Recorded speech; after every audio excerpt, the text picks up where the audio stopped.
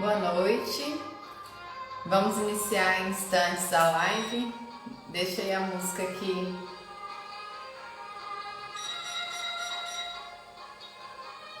só para ficar. Eu tô olhando ali porque a internet aqui parece que vai dar uma oscilada. Ai, ai, ai. Começou a pitar bem agora. Vamos esperar a luz entrar. Mãe.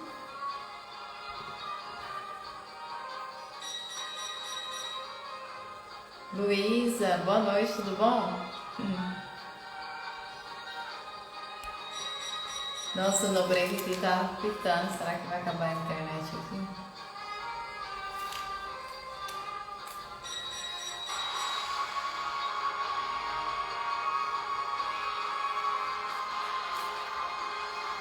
Oi, José Luiz, tudo bom? Boa noite. Só aguardar a luz entrar.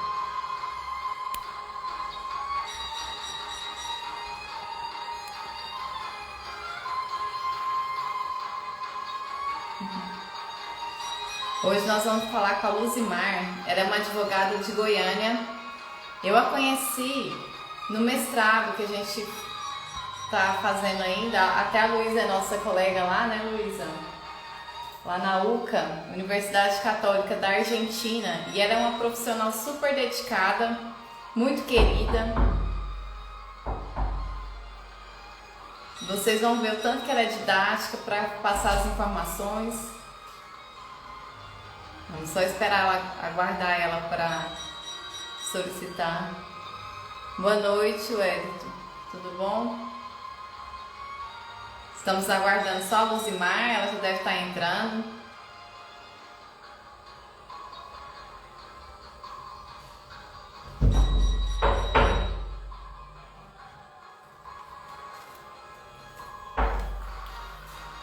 Bruna, boa noite, tudo bom? Evilane, tudo bom, Evilane?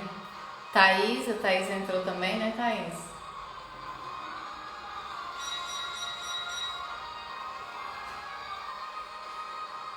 Eu tô falando aqui para quem entrou, eu estou aguardando a Luzi.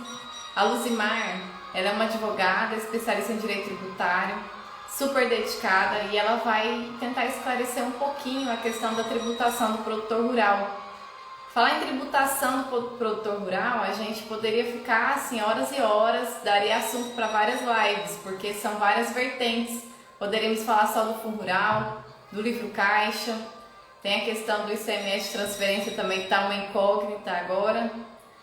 Então, mas nós vamos focar na questão da tributação entre pessoa física ou jurídica, para orientar vocês melhor, para vocês terem mais embasamento no momento de conversar às vezes com o seu advogado tributarista, com o seu contador.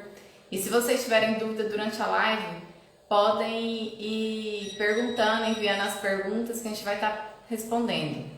Até com relação ao livro caixa, teve um cliente da Luzimar que pediu para a gente falar um pouquinho.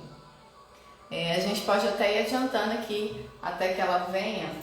O livro caixa, ele não é o reflexo, ele não é o seu extrato bancário, porque muitos produtores ficam com medo, né? Mas ele não é o extrato bancário do produtor rural. Você coloca no livro caixa toda a movimentação relacionada à atividade rural. Despesas, receitas. E o resultado entre as despesas e as receitas é que é levado para o imposto de renda do produtor rural, se ele for pessoa física, e lá eles vão colocar as outras informações, como despesas com a educação, despesas com a saúde, e aí vai fazer o fechamento total do imposto de renda. A Luz solicitou, ela já entrou. Vamos ver.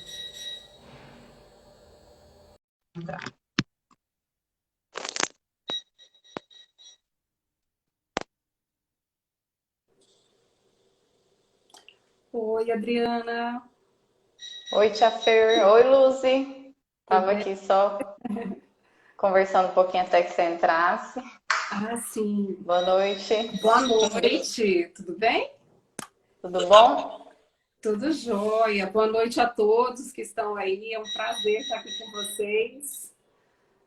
Eu não sei se você comentou alguma coisa sobre mim, Dri, mas para quem está aí vendo a gente, que são meus seguidores, a Adriana é uma amiga aqui que eu conheci há 2 anos atrás no mestrado, e ao contrário de mim, ela é uma goiana que vive em Mato Grosso, e eu sou uma mato-grossense que vive em Goiânia. Uhum. E é uma amiga que o mestrado me deu e que eu gosto e admiro muito. A gente, embora more longe, a gente sempre troca figurinha, né? Assim, queria deixar aqui registrado a minha admiração e o meu carinho por ela. E agradecer o convite de estar aqui hoje falando de um assunto tão importante como esse. Sim, eu dei uma adiantada aqui, mas para quem entrou agora, a Luzimar, ela é uma advogada especialista em direito tributário. Como ela disse, nós nos conhecemos no nosso mestrado, lá na UCA, Universidade Católica da Argentina. E a Luz, ela é uma mãezona, ela adota todo mundo e ela se preocupa ela é assim com todo mundo, com cliente, com amigo, né? E até nas aulas lá era muito engraçado, ela ficava vendo os filhos dela, que ela tem 3 filhos, 2 pequenininhos, né? Olhando toda preocupada. Aí ela falava: olha, Adriana, minha babá fica lá no celular, nem tá cuidando dos meus filhos. Aí ela ficava toda dolorida, mas é para saber a dor, às vezes, que ela sentia de estar longe deles, mas sabendo que aquilo ali era para o bem deles também, né? Para melhorar o lado profissional dela, né? Dedicando, e isso aí, ela é uma pessoa maravilhosa. E hoje nós vamos falar sobre a tributação do produtor rural, né? Vamos sim, Dri. Bom, é um assunto assim muito importante, né? Que ele afeta gerações e gerações de famílias que trabalham, porque a gente não está falando aqui de uma empresa comercial de fora, a gente vai falar do produtor rural, né? E qual a melhor opção para ele, se na pessoa jurídica ou na pessoa física. Então, quando a gente Lucy, só hoje, só te cortando um pouquinho, com essa que você falou que não é uma empresa, né? Nós estamos falando do produtor rural, que envolve muito mais, às vezes família, né? Envolve todo um sentimento. E hoje eu vi uma frase que é assim: a fazenda não é igual uma empresa de calculadora. A fazenda é viva, a terra é viva, as pessoas são vivas, as plantas são vivas, os animais são vivos, então as coisas mudam. O processo é muito mais dinâmico do que uma empresa tradicional. E aí, daí vem todas as complicações, né? Com certeza, com certeza. O produtor rural, a maioria deles, né, Adri, eles herdaram terras que no passado não eram tão valorizadas, e hoje, com a importância do agronegócio no PIB brasileiro e como as commodities estão assim com valor cotado em dólar e que aumentaram muito, né? A gente tem aí a exemplo, saca de milho a 75, de soja a 120, arroba de boi.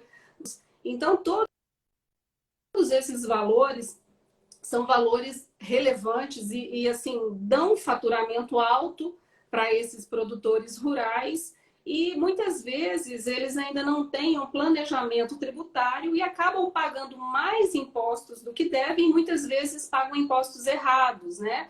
Mesmo pagando mais, ainda ficam à mercê do fisco e sujeitos aí a autos de infração e impostos que, se eles forem multados quanto a isso, pode até inviabilizar o negócio, fazer parte da terra, ou até, às vezes eu já vi casos de perder a propriedade toda, né? Às vezes também a questão da sucessão, quando ela não é planejada, muitas vezes os impostos são altíssimos, porque as terras são avaliadas em valores altos, né? Então o planejamento ele se faz necessário em qualquer esfera do agronegócio. Às vezes aí tem-se uma economia de mais de 20% quando é feito, e isso aí é um lucro, né? Não tem uma empresa aqui na área urbana que tenha um lucro desse, é difícil uma empresa que tenha um lucro líquido disso. Então, quando se consegue uma economia relevante como essa, com certeza o produtor rural ele vai ter uma diferença muito grande no sucesso, no crescimento em relação à informalidade. Sim, aí que vem uma quebra de paradigma, porque muitos produtores acham que o planejamento é só para os grandes. E na Não, realidade não, os grandes já fazem isso, né? A gente está aqui para mostrar que os pequenos têm que fazer também, tem que mudar um pouquinho essa cultura, né? exatamente. Inclusive, assim, 70% a 80% do agronegócio, ele gira, né, no CPF dos proprietários de terra. A gente tem aí vários cenários e muitas vezes essa informalidade do produtor rural, né, ele acaba, como ele paga errado, né, ele acaba pagando muito mais do que é devido, ficando à mercê do fisco. As empresas, hoje em dia, o fisco tem um cruzamento de dados muito apurado. O Brasil é autoridade em fiscalização. Então, a gente tem que planejar e fazer com que esse produtor tenha uma lucratividade melhor até para o seu crescimento. É até por isso que as grandes empresas do agronegócio, elas estão crescendo tanto, né? Porque elas tendo um bom planejamento, elas acabam tendo condição de ter uma lucratividade muito maior do que essas pequenas fazendas, né?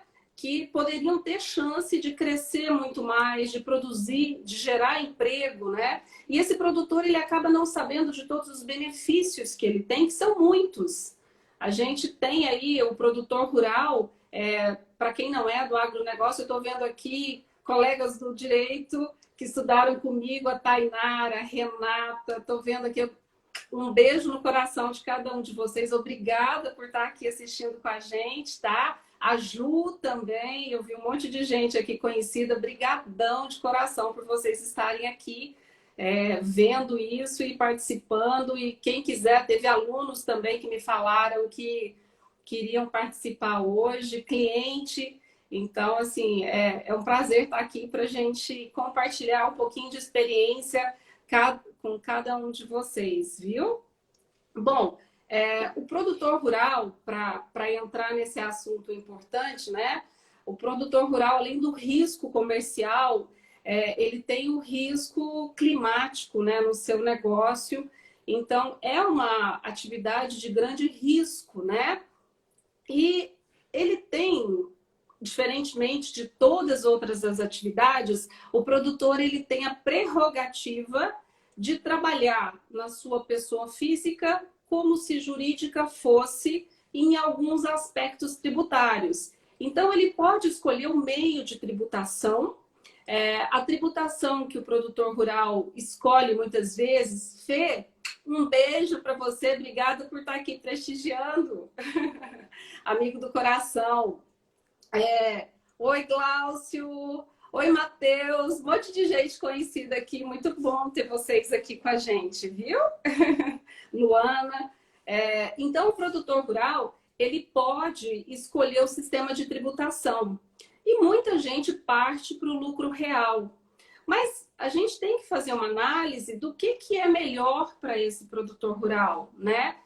Se for uma empresa que tenha muita despesa, o lucro real fica interessante, porque ele vai ter ali a receita menos a despesa, e essa diferença, esse resultado, é que vai ser a base de cálculo para o imposto de renda, que nesse sistema híbrido, né, que ele tem a prerrogativa do lucro real, mas ele é tributado na pessoa física e para a fazenda, em alíquota progressiva, isso com certeza vai ser 27,5%, que é a alíquota máxima. Esse produtor aí, se ele tiver vamos supor aqui, um lucro de R$1 milhão, a base de cálculo dele é esse R$1 milhão, ele teve uma receita de 10 milhões e uma despesa de 9 milhões, esse 1 milhão base de cálculo, 27,5% é R$275 mil.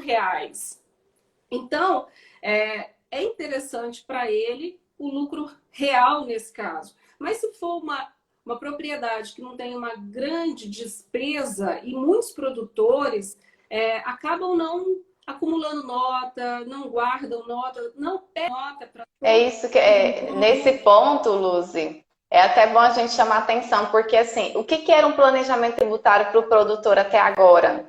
Era ele chegar no final do ano ali, ele perguntava mais ou menos novembro, dezembro, ligava para o contador, e aí, como é que tá a minha receita aí? Como é que tá meu imposto de renda? Aí o contador falava, olha, você está dando resultado muito alto. Aí o que ele fazia lá? Ou ele comprava uma máquina, né, acabava se endividando mais sem necessidade, às vezes, de comprar, né, onde até o pessoal fala, quem lucra com isso são as concessionárias. E às vezes o produto entra um ciclo vicioso, né, de querer buscar investimento. Ou até pior, compra nota. Muita gente tinha até tem um caso de um produtor conhecido meu, que para ele era muito comum, assim, anos comprando nota, o fisco nunca pegou, até que um dia pegou, pagou uma multa altíssima. Hoje ele repensa muito essas questões, né? Mas assim, para que deixar chegar nesse ponto se existem outras formas? Às vezes eles querem economizar de pagar um profissional, né, que vai te indicar uma consultoria, uma assessoria, e aí acaba pagando muito mais caro pelo outro lado e ainda correndo o risco de ser autuado, igual você comentou ali que já teve casos de produtores perderem a terra por conta do auto ser muito alto, né? E assim, do valor da multa ser muito alto e ela acabar inviabilizando a continuidade da atividade, né? Então, assim, isso é um alerta, é onde eu volto a falar, não é apenas para os grandes produtores, os pequenos têm que começar. Mas antes, assim, de adentrar nisso, eu quero só abrir um parênteses também, que o produtor, antes de começar a buscar o planejamento, ele tem que se organizar dentro da fazenda dele, né, Luz? Porque ainda, como você falou, a família, né, tá muita coisa de família, muito dentro de casa, e acaba que vai levando, assim, como se fosse despesa particular, né, esquecendo que gira muito dinheiro, e aí tem muitos reflexos tributários nisso aí, né? A capacidade de gerar riqueza do agronegócio é muito grande, né? E como são pessoas que às vezes nem têm a mentalidade de uma gestão empresarial, que eles precisam ter uma gestão muito apurada para evitar essa carga tributária pesada, né? E infelizmente é o contrário que acontece. Sem esse planejamento, eles acabam pagando mais impostos, né? E essa questão, mais para o final eu vou falar, e a questão de organizar o caixa é um dos pontos que eu quero no final falar para as pessoas que estão assistindo, que trabalham com agronegócio, né? Então, eu comentei com vocês do lucro real, ali, qual era a tributação. O lucro presumido é muito pouco explorado e muitos produtores nem sabem que podem optar, né, por essa opção tributária, por esse regime de tributação. E o lucro presumido do produtor rural, pessoa física, é estimado por lei em 20%. Então, se o produtor ele tivesse essa mesma receita de 10 milhões, ele iria ser, a base de cálculo seria de 2 milhões. E ali ele seria 550 mil imposto para pessoa física. Como ele tinha um número muito grande de despesa comprovada documentalmente para ele poder declarar, né? O exemplo anterior, que ele deu uma diferença ali de lucro líquido de 1 milhão, para ele seria mais interessante o quê? O lucro real nesse é muito distante da realidade, porque a lucratividade do agronegócio acaba sendo maior, na casa de 30%, 40%, até mesmo 50%, a depender da atividade, a depender da própria família trabalhar junto, né? Então, essa opção seria a melhor opção se ele tiver um grande número de despesas regulares, válidas. Agora, se não, o lucro presumido é uma boa opção para ele, né? Esse lucro presumido, ele dá uma margem de tributação menor, porque essa prerrogativa da atividade ajuda nessa questão, porque se fôssemos nós, prestadores de serviço, né, sem a prerrogativa do produtor rural, se a gente faturasse aí 10 milhões, a base de cálculo seria os 10 milhões, né, aqui na cidade. E a gente seria tributado em 2.750.000, que é 27,5%. É uma diferença muito grande quanto a isso, né? Então, a gente tem aí essa presunção que ajuda o produtor, né? Para melhorar essa tributação. A gente aplica diagnóstico dentro da fazenda para saber exatamente a primeira recomendação, é porque tem muito produtor que nem sabe o que ele tem de receita e o que ele tem de despesa, que é o que você falou, que muitos chegam no final do ano em cima da hora, veem que precisa e compram nota. Isso até está mais difícil agora com a nota fiscal eletrônica. Mas a gente aí que vende a nota. E Luzi, uma pergunta. 15%. Qual que é o momento dele? Qual que é o momento do produtor escolher a forma de tributação dele? Quando ele tem que fazer essa escolha? Dri, essa escolha, ela é junto com a declaração, né? Quando ele coloca a declaração do imposto de renda, ele vai escolher a opção tributária para se tributar ali aquele exercício, né? Então, ele tem ali a tributação daquele exercício no momento da declaração dele, e aí ele vai ser tributado. Tem-se aí planejamentos que a gente pode até fazer uma opção híbrida. O que seria melhor para o produtor? Um ano ele faz real, e ele tem todas as despesas ali, né? No outro ele faz presumido.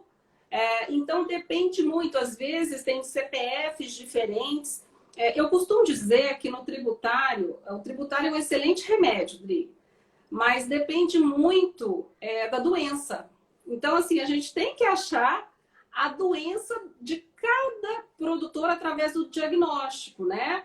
Então, como que é a lucratividade? Ele tem uma despesa alta, ele tem uma despesa baixa, o ramo de atividade dele tem alguma prerrogativa particular, né? Ele trabalha com leite, ele trabalha com cria com engorda, ele trabalha com a lavoura. Sim, Dri? Não, tem ali, ó. Desculpa. Hoje ele... Não, teve uma pessoa que perguntou aqui, ó, se hoje quem está obrigado a entregar o livro caixa, se ele também pode fazer essa opção pelo lucro presumido ou lucro real? Sim, né, Luzi? Sim, sim. Independe de entregar ou não o livro caixa. Sim, aí é independente. O livro caixa hoje tem a obrigatoriedade de se ter ele, né? Você, declaração de renda, você vai colocar ali, né? Despesas e receitas, se for pelo real. Se for pelo presumido, as despesas não interessam. Agora, eu acho que a pessoa quis perguntar sobre o livro caixa digital, que agora tem uma obrigatoriedade, né, maior. Esse exercício vai ser, acho que, de 7.200.000. 200, Isso. Não, mas ela está perguntando assim, se quem está obrigado a entregar o livro caixa, se ele pode optar por fazer a tributação dele no lucro presumido ou no lucro real. Independe. Entendeu? Independe a entrega do livro caixa é obrigatória, né? Digital a partir de 7.200.000, mas o produtor, para fiscalização, ele tem que ter pelo menos o livro caixa simplificado, que é o livro caixa de papel, né? Ainda para esses valores menores. E o digital, a partir do próximo exercício, cai para o faturamento de 4.800, não é isso, Dri? Acho que é 4.800.000, salvo engano, não é? Acho que ele Esse já é 4.800.000, tá? Foi 7.200, referente a 2019. Sim, já tá 4.200. Então, me desculpe, que a Adri, ela trabalha com a gestão, 4.800, né? dia a dia do livro caixa. Então, assim... Ele já tá 4.800. Já tá aqui 4.800, que a lei falava que era 7.200 e depois ia baixar para 4.800. Então, já foi na declaração essa última agora, e agora essa desse ano já é de 4.800, que é referente ao ano passado. Então, já tem que se entregar o digital, tá? Bom, eu estava falando do remédio do tributário, né? Então, esse remédio, ele ajuda, mas a gente não tem uma fórmula pronta. Cada produtor tem que saber se a gente tem que saber se a receita declarada é total, se é parcial, se é nenhuma, porque tem alguns produtores que acabam, para evitar imposto, fazem um planejamento contrário, que não entregam a declaração. São poucos hoje, graças a Deus, mas ainda tem histórias de produtores pequenos que não entregam. E tem produtores que deixam de vender a sua safra porque não querem ser tributados, porque a tributação vai ser alta. Mas tem alguns ramos de atividade que não tem como fazer isso, como leite, por exemplo. Não tem como você estocar leite, né? E quem vende leite, os laticínios que compram, né? Eles jamais deixam de emitir nota. Eles já tem aquela emissão imediata. Então, o produtor ele não tem como tentar diminuir aquela tributação. E aí a gente parte para a prerrogativa de que é melhor ele estar na pessoa física ou estar na pessoa jurídica? Qual que é a melhor opção para o produtor rural, né? A gente, quando fala de pessoa jurídica, a tributação de uma holding rural, por exemplo, né? Ela tem aí a tributação de imposto de renda de 15%, que são os impostos mais pesados, né? Ela tem 10% de adicional de imposto de renda e 9% de contribuição social sobre o lucro líquido. Aí isso dá 34% de imposto. E aí a gente estava falando de 27,5% pessoa física, as pessoas vão falar assim, mas aí está mais alto, né, a pessoa jurídica. Mas a gente esquece que na pessoa jurídica a gente tem uma série de benefícios e créditos que a gente não tem na pessoa física. O lucro presumido na pessoa jurídica da atividade rural é de 8%, enquanto que no CPF do produtor rural é de 20%.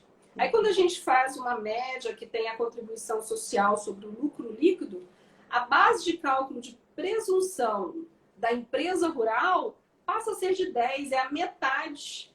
Então, o presumido, para quem não tem muita despesa, que eu estava dando o exemplo daquela empresa de 10 milhões e que ficaria, no caso do presumido, acho que 275 mil, né, Adri, que a gente fez. No caso da pessoa jurídica, essa tributação cai pela metade. Então, a gente tem aí que analisar, e CNPJ não é um custo alto, né? Então, essa regularização da empresa, muitas vezes, traz uma economia grande para o produtor rural. Então, quando ele tem ali, e a gente ainda tem um sistema híbrido de trabalhar, às vezes, uma parte da atividade no CNPJ, uma parte da atividade no CPF do proprietário. A gente ainda tem essa prerrogativa dentro da fazenda. Então, isso vai muito de um estudo de caso a caso para fazer essa análise do que é melhor. Benefícios na área rural, a gente tem vários. Muitas vezes o que eu vejo é que falta informação. O produtor rural, a gente tem aí Fundo Rural, que a inconstitucionalidade de cobrança dita pelo STF lá em 2015, salvo engano, depois em 2017, que era constitucional a cobrança, ainda cobraram retroativo. Então, tudo isso traz prerrogativas, porque aí o Temer veio e trouxe uma medida de se ajudar o produtor rural com alguns benefícios, né? De se abater ali o que se paga. Você tem aí uma 25% sobre a folha de pagamento do funcionário rural. Quando a gente olha isso, às vezes o produtor ele tem ali os funcionários que não são legalizados na carteira, mas não sabem desse benefício sobre a folha de pagamento. Então ele está quebrando ali a folha de pagamento em um quarto praticamente com esse benefício que lá em 2018 veio, e muita gente não sabe disso. Ou se não, sobre a receita. E assim, Luzi, uma coisa que é bom a gente... Sim, uma coisa que é bom a gente falar que abrir CNPJ não dói, né? O pessoal tem uma certa restrição, né? De jeito nenhum. Não dói. Não que vai ser a solução, porque você falou que tem que olhar, você tem que, né, pegar os números, pegar a receita total, e a receita total, aquela declarada e aquela não declarada, porque a partir de agora a intenção é declarar tudo, né? Então, Exatamente. assim, as despesas, regularizar todas as despesas, porque a grande questão é que as pessoas, o produtor rural tem muita despesa que poderia ser apropriada, mas ela não é feita da forma correta, não tem a documentação que embasa aquela despesa e não pode ser aproveitada. Então, às vezes, qual que é o grande problema? Ele tem um resultado positivo que não existiu, né? Então, assim, por quê? Ele não se organizou, ele não exigiu as notas fiscais. Um grande problema que a gente tem é com frete, porque geralmente é autônomo. E quando você vai explicar que quando você contrata um frete da pessoa física, você tem que reter o imposto de renda, que ele tem que pagar o ISSQN. Aí eles não querem emitir nota, não querem regularizar, e aí acaba que o produtor rural fica refém. E assim, eu falo muito, se os produtores rurais se unissem e exigissem, os prestadores de serviço iam ter que se organizar. Porque assim, quem inventou o tributo não foi o produtor rural, ele só está sendo obrigado pelo fisco a reter, né? Porque ele é o substituto tributário e repassar o tributo, mas as pessoas não entendem, né? Então aí ele acaba arcando com todo o ônus, porque ele vai pagar 27,5% em cima daquela despesa que ele não conseguiu apropriar, né? Não, e ele é solidário, né? O produtor rural, ele é solidário quando ele não retém, ele é responsável tributário nesses casos. Então, ele tem que fazer essa retenção por lei, né? Ou ele vai ser solidário ao débito desse tributo municipal, se for ali dentro da cidade, ou estadual, se for interestadual, né? O serviço de transporte interestadual, que aí incide o ICMS. Então, assim, a responsabilidade é grande, né? E são muitos impostos incidentes, então a gente tem que tentar um planejamento inteligente para ajudar esse produtor, que são assim, eles que trazem o alimento para a nossa mesa, eles que ajudam a economia do Brasil, a importação, o agronegócio ele tem assim um fator preponderante, um percentual altíssimo. O planejamento tanto de gestão dentro da fazenda, como planejamento sucessório, que muitas vezes a gente vê histórias aí de herdeiros que estão vendendo parte da fazenda para conseguir fazer um inventário, que aí o custo é altíssimo, enquanto se fizer com o produtor em vida, além de ser obedecida todas as vontades do produtor, ele vai ditar as regras ali, ele vai escolher como é que ele vai querer fazer, tem as cláusulas de proteção, usufruto enquanto vida, tem uma série de requisitos que se pode colocar na constituição dessa holding, né? E o custo dessa sucessão se torna muito menor, com várias opções, ou cota, ou doação, a maneira que for a melhor opção ali, a depender da maneira que esse imóvel ele está ali escriturado dentro da fazenda. Tudo isso faz parte de uma análise, né? Aí quando você parte para a questão de comprar nota e não ter uma receita suficiente declarada, esse produtor acaba ficando refém. Ele quer comprar, por exemplo, uma terra. Ele não tem caixa perante a receita. Ele tem o dinheiro, mas ele não tem o dinheiro declarado para comprar. Aí quando ele vai comprar uma terra, ele não pode deduzir como despesa esse valor da terra, né? Ele não pode abater ele como despesa. Então, no tributário, até na escrituração, a gente tem que fazer um planejamento. Porque quando você segrega a terra nua da benfeitoria que tem nessa terra, que pode dar lá 20%, 30% do valor da terra, a depender de construção, de curral, de cerca, de terra preparada para plantio, de desmatamento, né? Essa segregação, ela pode ser abatida como despesa no exercício seguinte. Então, tudo isso são coisas que só para clarear, assim, só para clarear, deixar no mais popular, porque assim, quando você compra uma terra, o valor da terra nua mesmo ela não é despesa da atividade rural e nem é receita da atividade rural. Então, quem vende, né, não pode abater não pode colocar ela como receita da atividade rural, então ela é tributada 27,5% em cima ou do ganho, como que fala, da diferença entre o valor da venda e o valor da compra, né? Que é como que chama isso aí? Até me deu um branco aqui, Lúcia. O ganho de capital, né? O ganho de Então ele paga.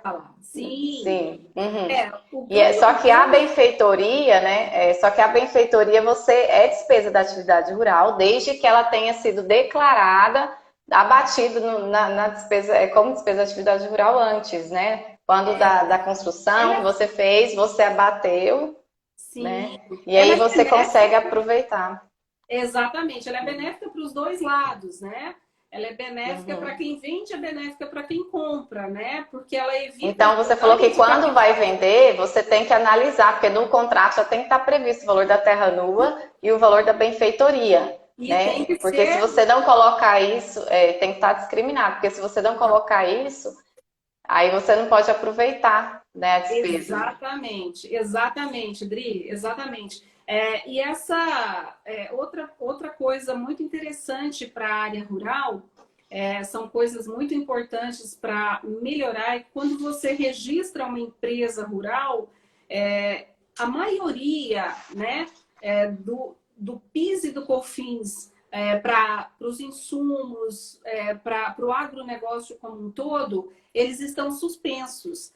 Mas quando você tem despesas que lá na cadeia produtiva pagaram o PIS e COFINS, né? Que essas empresas que vendem, na maioria são empresas do lucro real, tem-se aí um crédito de 9,25 sobre isso, manutenção de máquina, equipamentos, a compra de insumos no geral.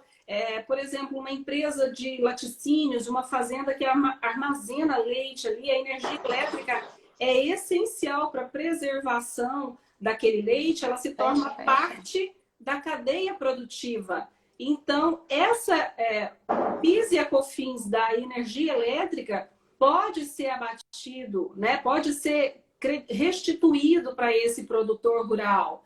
Então, tudo isso aí são benesses que você tira da base de cálculo. Você tira da base de cálculo do imposto.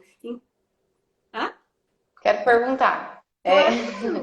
Pode perguntar, Adri, à vontade. Desse do PIS e COFINS, Lucy, essa restituição, ela é feita assim como em guia, como compensação? Tipo aquela compensação na GPS? Não, ou você tem que entrar com ação, né? Você tem que entrar com ação. Sim, como produtor rural, ele tem... Não paga, né? Ele não tem que pagar PIS e COFINS. Já tem uma lei lá do CARF, da Receita Federal, que já acredita, e isso aí é rapidinho, coisa de 60 dias está na conta. De forma administrativa, você consegue e entra na conta. Então, você entra com processo administrativo e junta as notas fiscais de compra e aí solicita o crédito. Exatamente. E rapidinho. Mas então não é compensação, ele entra o dinheiro na conta mesmo. Entra na conta. Por quê? Porque ele não é contribuinte do PIS e da COFINS, né? Então, isso entra na conta do produtor rural, e como tem uma lei já lá no CARF que autoriza, a gente já tem isso sumulado, como se diz no CARF, é uma súmula do CARF, né? Já é algo julgado lá dentro, que o CARF é o Conselho Administrativo da Receita Federal, gente, para quem não é acostumado com esses termos administrativos. Isso entra na conta do produtor em média 60 dias, tá? Depois de solicitado o pedido, se ele estiver certinho, porque às vezes se solicitar de forma errada, né? Aí isso volta e não consegue esse ressarcimento, tá? Mas ele entra em dinheiro, não precisa ser compensado, não, tá? Tem-se hoje... Assim, ali tem a pergunta ali, Lucy, sobre o milho, paga PIS e COFINS? Olha, de cabeça, Adri, eu não sei, você sabe? Eu não sei, mas quem mandou, manda um direct para mim que eu te falo amanhã. Foi minha mãe que mandou, aí você me manda, eu caminho.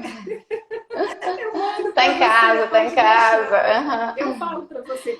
Assim, o que eu vi esses dias o milho quando é para exportação, aí ele é isento de PIS e COFINS, Sim. né? Não, aí Uhum. para exportação, independente do produto, Uhum. ele isento de qualquer tributação, né? Isso é para estimular a economia brasileira.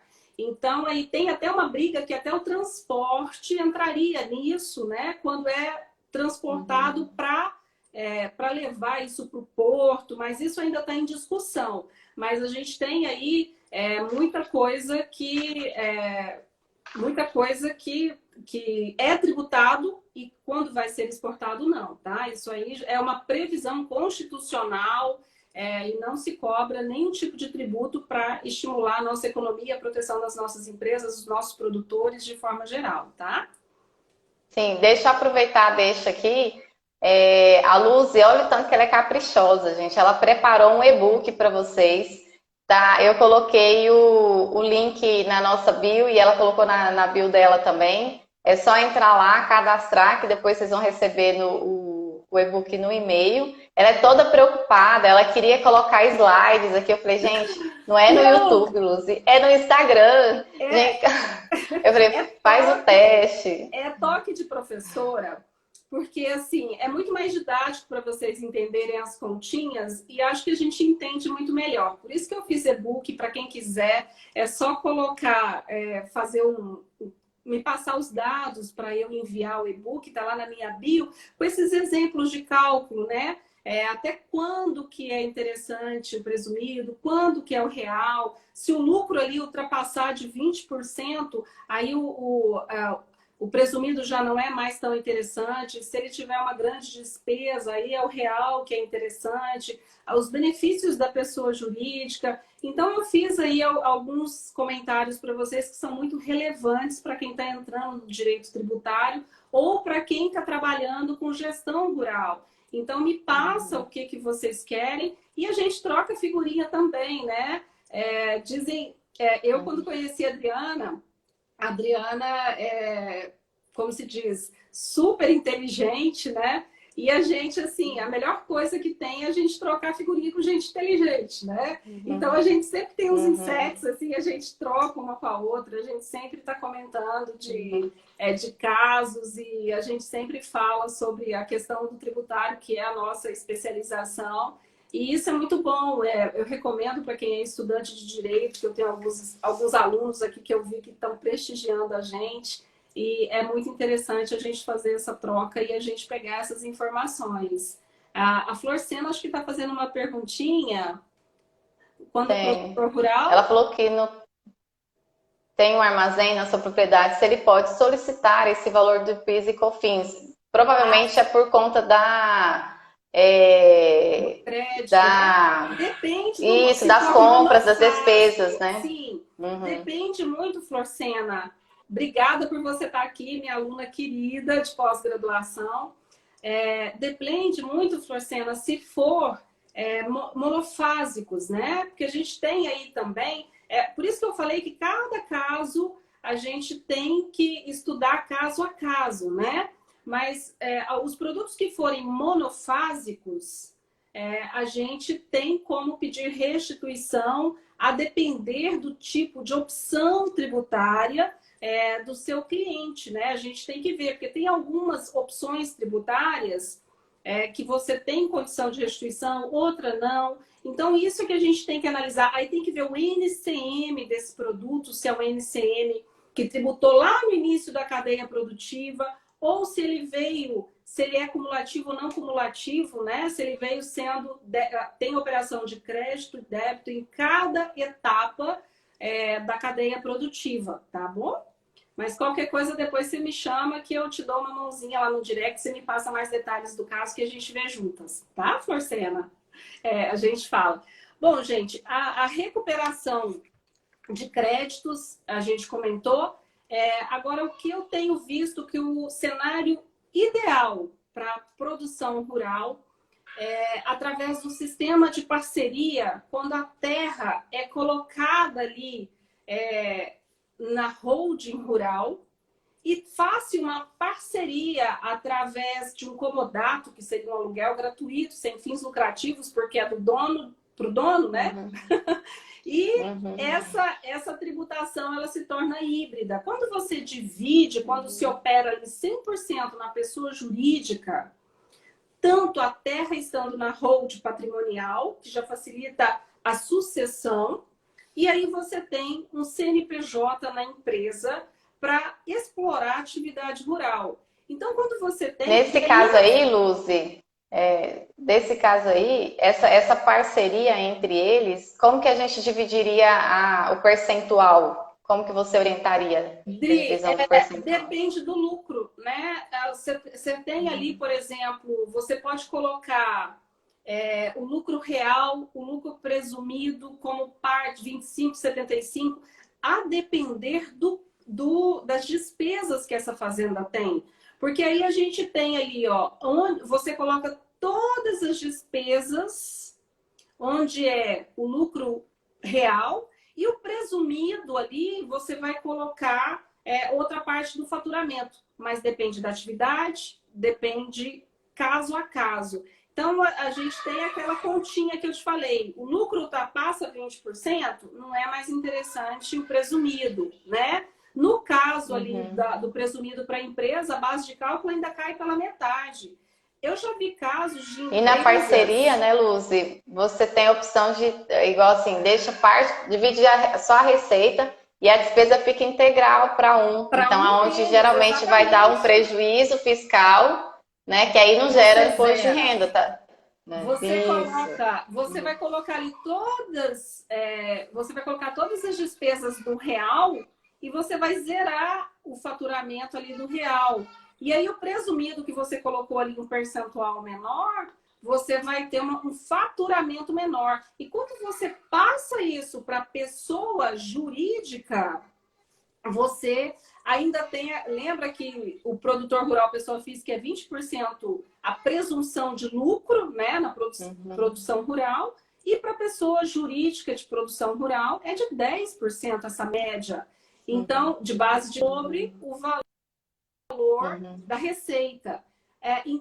São valores assim tão interessantes que eu já vi histórias de empresas que são bem planejadas, que além de pagar um imposto irrisório em cima de um faturamento alto, ainda tiveram maior crédito de PIS e COFINS a restituir do que pagaram de imposto. Tipo assim, num cenário aí de 10 milhões de faturamento de uma empresa bem planejada, ela pagou 100 mil de imposto e recuperou de PIS e COFINS, que ela tinha uma grande despesa dentro da empresa, ela recuperou 130 de COFINS, PIS e COFINS. Ficou então, positivo assim, aí, que né? empresa que não quer isso?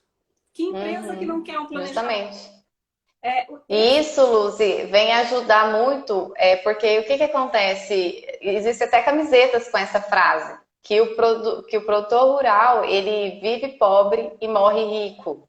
Mas é por conta dessas coisas. Às vezes ele perde um pouco o lucro líquido dele pagando muito imposto, Sim. Né? Porque não faz esse planejamento. Exatamente. Né? Isso é uma situação bem séria, né? É um alerta para muita gente, né? Muita gente mesmo. Eu já, até uma amiga em começo de carreira, né? A Josiane Minardi, tributarista, ela até fala de um produtor rural que uma vez ficou muito bravo com ela, que ela entrou com um recurso, né? Judicial, e acabou que a fazenda dele foi executada.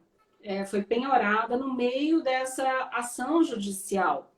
Então, assim, a parte tributária ela é muito séria, né? A Josi é uma excelente tributarista e ela, claro, na época era início de carreira e conseguiu reverter a situação, porque ela conseguiu uma liminar que suspendia os efeitos, né, do crédito tributário ali, ela conseguiu concluir. E às vezes o produtor ele tem razão, mas ele acaba perdendo para o fisco por falta de informação.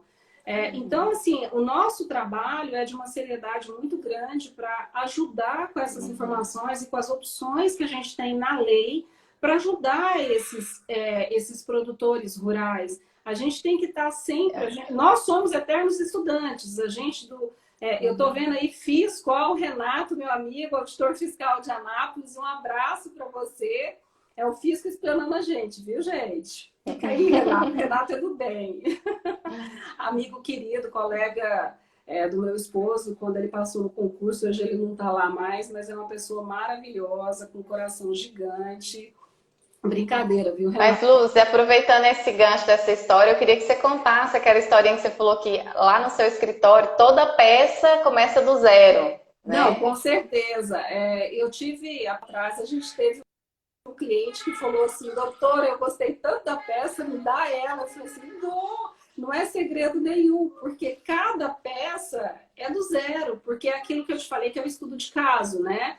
Às vezes a gente pega aí defesas de auto de infração e na área administrativa a gente tem 15 a 30 dias para defender em média, né?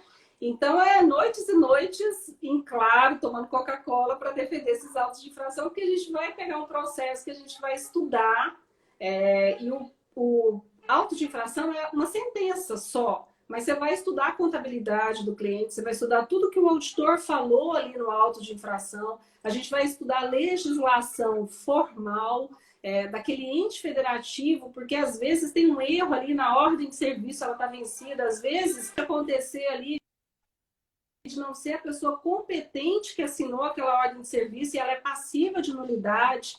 Tem uma série de coisas que a gente vai estudar, que a gente tem auto de infração que você pega, que tem lá vícios formais e às vezes até materiais que anulam autos de infração milionários. E empresas do agro que a gente tem a experiência, que até temos como clientes, autos de infração dificilmente vem com menos da casa de 6 dígitos. Então, são autos de infração com valores milionários e que, quando a gente faz com seriedade, não existe tese tributária sem a gente conhecer o argumento contrário do fisco, sem a gente conhecer como colocar aquilo ali na prática. Então, assim, petição pronta em direito tributário, para quem quer trabalhar na área, não existe. A gente tem que colocar ali a página em branco e ir fazendo a defesa de item a item para a gente conseguir ter uma boa defesa para esse contribuinte, que é o produtor rural, e que ajuda tanto a gente na questão da economia, na produção de emprego, na exportação, e que traz alimento para a gente, né? O que é maravilhoso, né, Dri? Eu não sei, pergunta, professor Lucas, obrigada. É um prazer ter aqui você. Sim, então, lá, o que eu quero assim, deixar bem claro é que o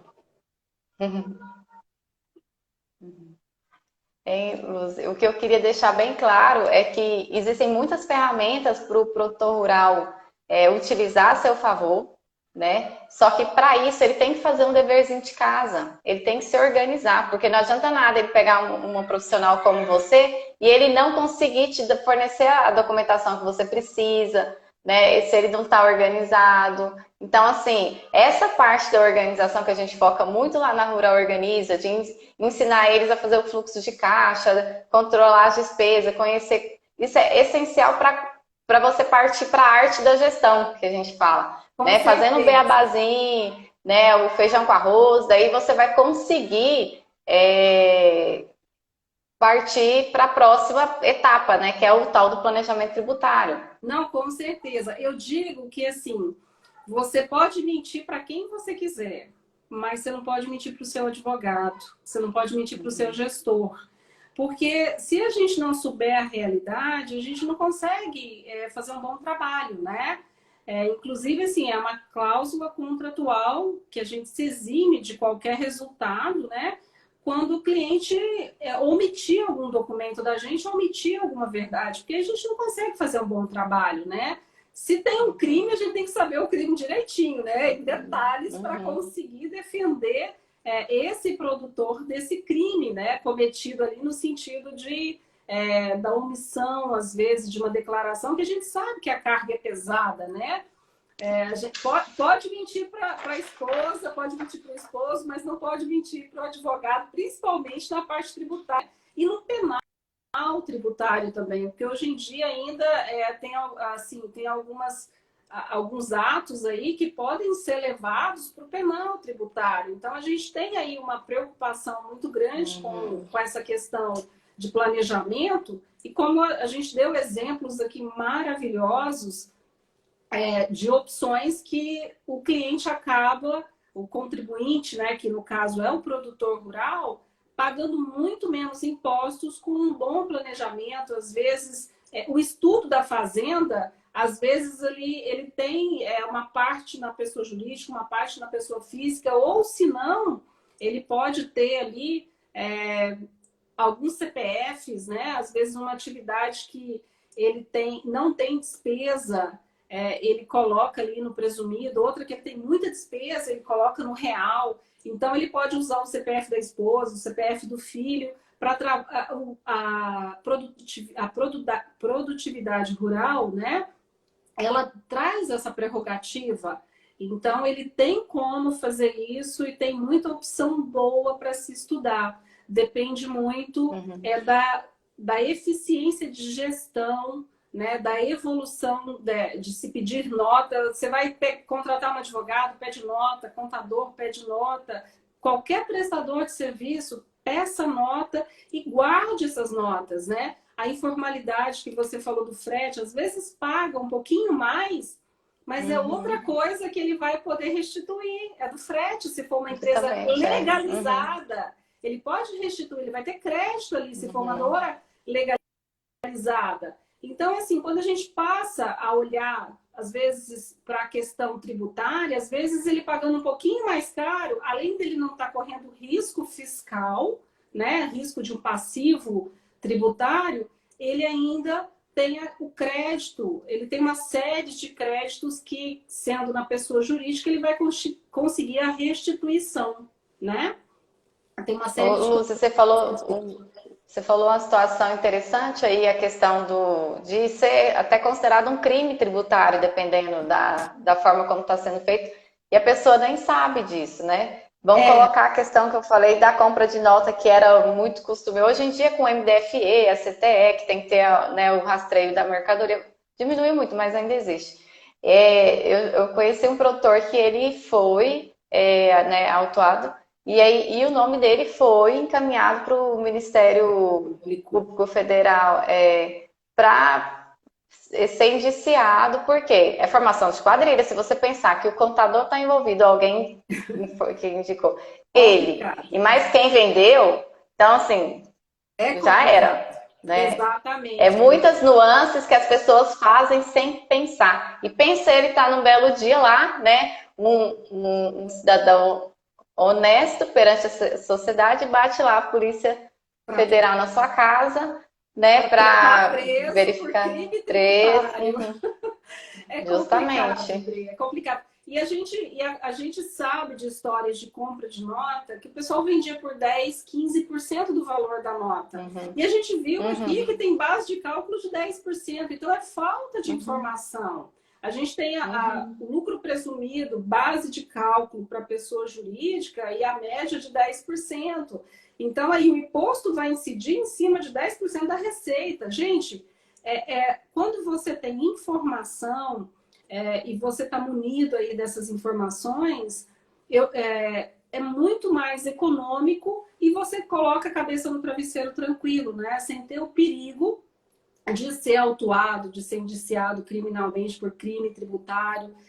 Então, falta mesmo planejamento tributário, de gestão, porque a gestão vem primeiro porque o produtor ele tem que regularizar questões de nota, né? Pedir nota de tudo, ele tem que saber o que entra de receita, o que sai de despesa, qual que é o lucro efetivo dele, para aí você conseguir estudar o caso dele para ver qual a melhor opção tributária para ele, quais os benefícios e qual é a opção tributária para cada tipo de opção que ele escolhe, se é na pessoa física, se é na pessoa jurídica, se é o sistema híbrido, misto, né? Também chamado de misto. Então, tudo isso demanda de conhecimento de gestão, né? Que é uma coisa que eu sei que você faz muito bem, Indri, que você é uma ótima gestora. Luzi. Oi, Tri. Não, é porque assim, já está quase dando uma hora, eu acho que chega uma hora que o Insta ele corta, né? Sim, eu queria te agradecer. Ele tá para derrubar a gente. Mas olha, qualquer dúvida, tanto eu como a Adriana, Nós estamos à disposição de vocês, tá? Quem tiver alguma dúvida, quiser mandar um direct, a gente está à disposição. Quem quiser o e-book, se inscreve lá na bio do meu Instagram. Eu não sei se está na sua bio também, Dri. Tá, eu coloquei. Não, legal. Aí é só vocês mandarem uma mensagem, se cadastrar lá, que a gente manda o e-book para vocês, tá? E no mais, qualquer dúvida para os colegas, para os gestores rurais que estão nos assistindo, a gente fica à disposição, tá? Um abraço. Foi um prazer estar aqui com vocês. Tudo de bom, viu? Oi, Dri. Eu acho que você caiu. Achei que você tinha caído. Começou a travar, Dri. Vai dando horário, eles travam. Oi, gente. Trava, né, um pouquinho. Travou um pouquinho, né? Tá. Mas brigadão, viu, Luz? E, ó, eu que agradeço. foi um prazer. O prazer foi meu. Muita informação. Um monte de gente aqui. Obrigada de coração. E qualquer coisa, a gente imagina. Eu estou à disposição de qualquer dúvida, tá? E a gente fala. Tem muita coisa ainda para a gente falar de tributário, né? Tem. A gente volta aqui outra vez para falar. Tem muitas outras coisas que a gente pode falar. Então, a gente se vê outras vezes, tá? Na semana que vem, só dar um recadinho, nós vamos estar falando sobre regularização ambiental com a nossa coleguinha também, a Grazi. Ela vai estar falando que ela é especialista em direito ambiental e nós vamos estar falando. Outro bate-papo voltado para outra área do produtor rural, mas a nossa intenção aqui é trazer informação para justamente ele não ficar refém de ferramentas que já estão atrasadas, né? E a gente quer trazer essas informações para despertar. Aqui a gente não consegue falar tudo, mas assim, ele vendo, aí ele vai atrás da informação, onde ele vai atrás de um profissional interessante, vai procurar a Luzimar, vai procurar a Adriana, para ajudar. Estamos à disposição, tá? E não é só pensando em questão de serem clientes, a gente conseguindo passar informação para vocês. Vai ser muito bom, vai ser...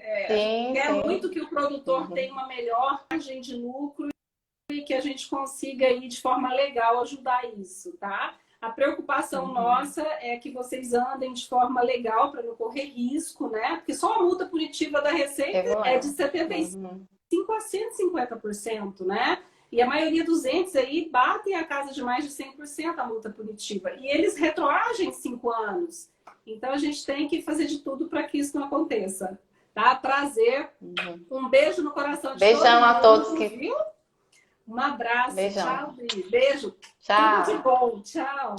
Para você também. Tchau. Obrigada. Tchau, gente. Obrigada a todos que estão aqui, viu? Com a gente até agora. Beijão.